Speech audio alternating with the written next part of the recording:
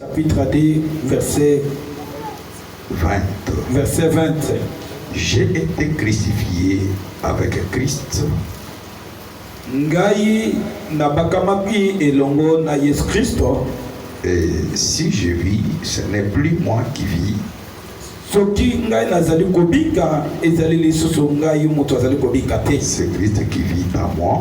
Kasi Kristo nde azali kobika. Si je vis. Soki nazali kobika Maintenant dans la chair, sikoyo na kati na zoto je vis dans la foi au Fils de Dieu qui m'a aimé et qui s'est livré lui-même pour moi.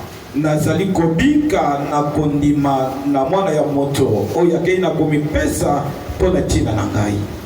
Au nom de Jésus, nous avons dit comme ça. Amen.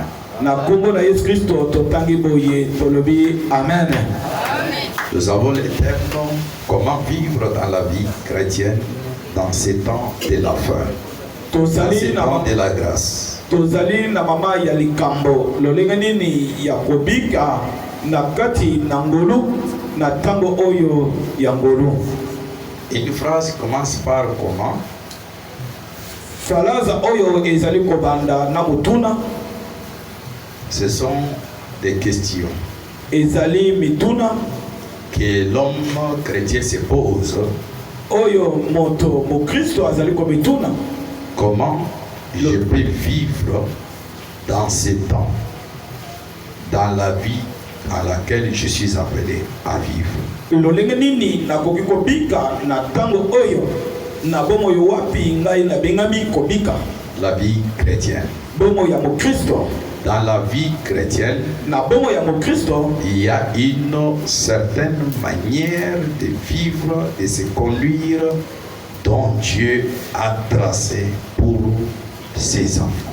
ezali na lolenge ya bomoi esengeli kobika oyo nzambe akei na kotia mpo na ntina bana na ye. Alors, lorsque la Bible dit j'ai été crucifié avec Christ, Boye soki Biblia ezali koloba ete ngai babakaki nga na ekulusu elongo na Kristo, on voit Christ qui est mort à la croix.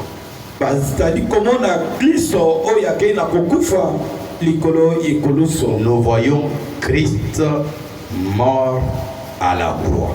Tozali komona Kristo akufi likolo ya ekulusu. Parce que la crucifixion, c'est la croix, mourir à la croix. Pote kochaka na ekulusu tozali komona ekulusu pe moto kokufa likolo ya ekulusu.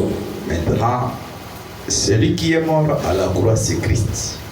Sikoyo oyo akufaki na ekulusu azali Kristo. Nous, Biso nous sommes crucifiés biso pe tochamaki na ekulusu avec Christ qui est mort à la croix elongo na Kristo oyo akei na kokufa na ekulusu pour vivre dans cette vie. mpo na kobika na kati ya bomoi oyo. Une vie de Christ ressuscité Bomoi oyo ya Kristo asekwi et non une vie de Christ ou d'un homme qui n'est pas ressuscité. kasi bomoi te lokola ya Kristo lokola moto ya asekwa te. Étant crucifié avec Christ Wana bakei na kotia biso ekulusu elongo na Kristo et ayant trouvé grâce aujourd'hui, pe tokei na kozwa ngolu lelo la grâce de rencontrer Christ dans cette vie, ngolu ya kokutana na Kristo na kati ya bomoi oyo. toi et moi, Yo nanga ayant trouvé grâce de rencontrer Christ dans notre vie, sur cette terre, dans ce monde. wana tokei kozwa ngolu ya kokutana na Kristo na kati na bomoi oyo na mokili oyo Ayant trouvé grâce de connaître Christ, na kozwa ngolu ya koyeba Kristo. rencontrer Christ et connaître Christ, c'est deux choses différentes. Kokutana na Kristo pe koyeba Kristo ezali biloko mibale Alors, kesani. ayant trouvé grâce de rencontrer Christ dans sa vie, Siko kozwa ngolu ya kokutana na Kristo na bomoi de trouver grâce de connaître Christ, pe kozwa ngolu ya koyeba ye ayant trouvé grâce de croire en Christ, mpe kozwa ngolu ya kondimela ye, ayant trouvé grâce de devenir son enfant kozwa ngolu ya kokoma mwana na ye, et de lui appartenir, mpe kozala bobele ya ye. nous devons dans ces temps tout faire que Christ vive en nous. Tokosala na ntango oyo mai nyonso mpo te Kristo abika kati na bomoi na biso. Amen. Amen. Alléluia. Amen. Celui qui a eu la grâce Oyo azwi ngolu dans sa vie, na bomoi na ye, dans ce monde, na kati ya mokili de oyo, rencontrer Christ, ya kokutana na Kristo, de connaître Christ dans sa vie, ya koyeba Kristo na bomoi na ye, de croire en lui ya kondimela ye, et de devenir son enfant, mpe ya kokoma mwana na ye, de lui appartenir, ya kozala bobele ya ye. doit savoir que dans ces temps, Esengeli ayeba ete na ngonga oyo, il doit tout faire, esengeli asala mai nyonso de vivre, ya kobika, de faire que Christ vive en lui. ya kosala ete Kristo abika kati na Tu ye. dois tout faire pour que Christ puisse vivre en toi. Ao kosala mai nyonso mpo te Kristo abika kati na yo. Il faut que Christ vive dans l'homme chrétien. Esengeli ete Kristo abika na kati ya moto mo Kristo. Amen. Amen. Tu es chrétien. Ozali mo Kristo. Tu dois tout faire Esengeli osala mai nyonso dans cette vie na kati ya bomoi oyo pour que Christ mpo te Kristo vive abika en toi comme tout en étant chrétien. kati na yo lokola bo Kristo. Puisque Mpo te l'homme connaissant et reconnaissant son sort, mpo te moto ayebi mpe azali kondima mbano oyo aye. ce que moto a yebi Soki moto ayebi et à reconnaître mpe areconnaître son sort qui lui revenait à cause du péché. mbano oyo esengeli ezongela ye Ezali kozongela ye. oyo ezali kozongela ye kolandela lisumu na ye. L'homme connaissant et reconnaissant son sort qui lui revenait à cause du péché, Moto ayebi mpe azali koreconnaître mbano oyo ezali kokomela ye na ntina lisumu. en ce temps, Na ntango oyo il ne doit pas encore retourner vers la vie du péché. ye akoki kozonga lisusu te na bomo ya lisumu. Si les hommes qui prient aujourd'hui, Soki bato oyo bazali kobondela lelo, si toi et moi, soki yo nanga nous reconnaissons tozali koyeba ce qui nous revenait mbano oyo ezalaki ya biso comme sort du péché, lokola mbano ya lisumu, si l'homme chrétien soki moto reste chez lui, atikali epai na ye, reste dans son bureau, atikali na biro oyo ya ye, il pense, azali kokanisa, il voit ce qui lui était destiné à cause du péché. azali komona oyo ezalaki mbano ya lisumu na ye. Bien-aimés frères et sœurs, Baningani basi mpe mibali, je vous assure nazali kosukisa bino qu'un tel homme, motu ya lolenge oyo il n'acceptera pas de faire l'erreur akoki kondima te kosala qui mbeba peut lui ramener encore vers ce qui était comme sort du péché auparavant. ya kozongela lisusu oyo ezalaki lokola mbano ya lisumu mbambala oyo elekaki. Amen. Amen.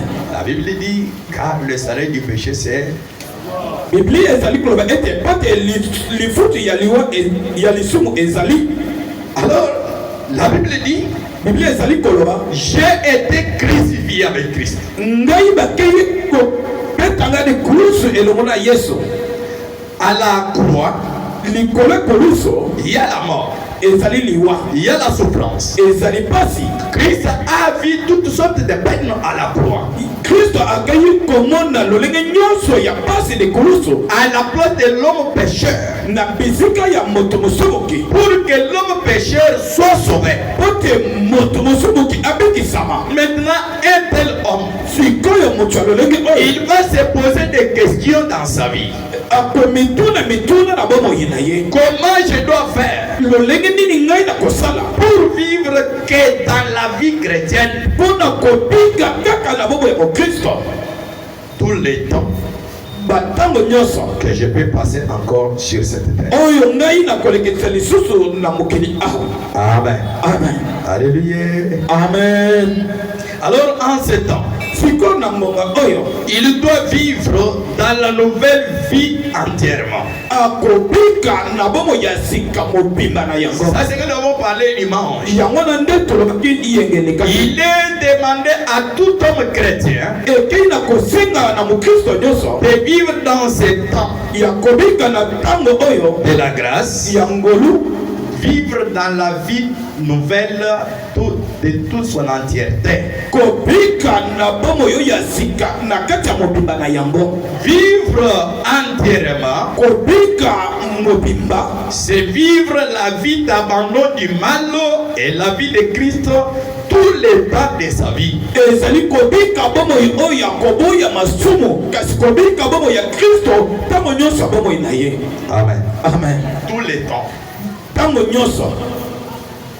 Il n'y a pas un temps ordonné permis à un chrétien de vivre encore semblablement dans l'ancienne vie. ezali na ntango oyo bapesi libaku te na mokristo ya kobika lolenge oyo abandaki kobika na kala. Amen. Amen. Amen. Amen.